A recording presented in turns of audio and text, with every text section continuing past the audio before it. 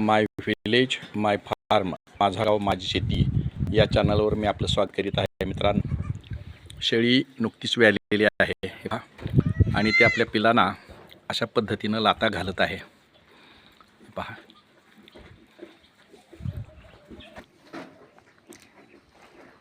पहा, शेळी व्यालेली आहे आणि तिचं पिलू उठलेलं नाही. हे पिलू उठण्यासाठी ही शेळी अशा पद्धतीनं त्याला लाथा घालते. पहा, त्याला उठवण्याचा प्रयत्न करते. त्यानं उठावं यासाठी ती त्याला लाथ घालते. लाथेनं त्याला अक्षरशः उडवल्यासारखा प्रकार करते. पहा, वास्तविक पाहता शेळी बाळ जन्मल्यानंतर शेळीचं ते थोड्याच वेळात उठून तिच्या आईला प्यायला सुरुवात करते. पण एखादं पिलू समजा अशक्त असेल आणि ते जर उठत नसेल तर तिला उठण्यासाठी अशा पद्धतीनं पहा, तिला उठवण्याचा ती प्रयत्न करते. पिलूही उठण्याचा प्रयत्न करते. हे पहा, ते उठतंय आणि त्याला उठावं म्हणून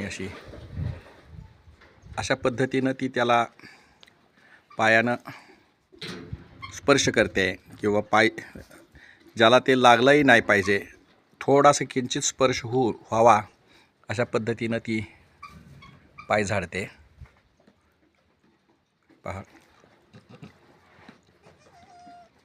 प्राण्यामध्ये जरी त्यांची एक भाषा असली, ती त्या पिलाला कळत नसली तर ती अशा पद्धतीनं त्याला उठवून स्तनपान करण्यासाठी, त्या बाळानं त्याला दूध प्यावं यासाठी अशा पद्धतीनं तिचा प्रयत्न सुरू असतो. पिलू उठावं म्हणून ती त्याला पायानं, हे पहा, अशा पद्धतीनं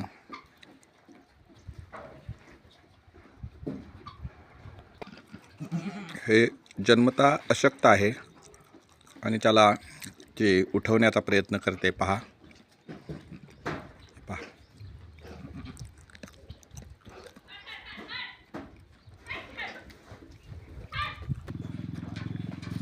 पहा, त्याला पायाने हाणून ती उठवायचा प्रयत्न करते. शेवटी ती कंटाळून बसले, विश्रांती घ्यायला लागलेली आहे.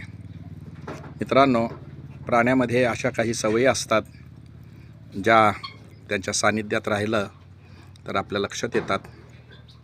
तर हे माझ्या लक्षात आल्यामुळं आपणास दाखवावं म्हणून हे व्हिडिओ केलेला आहे. आपल्याला काय वाटलं हे कळवा. ठीक आहे, धन्यवाद.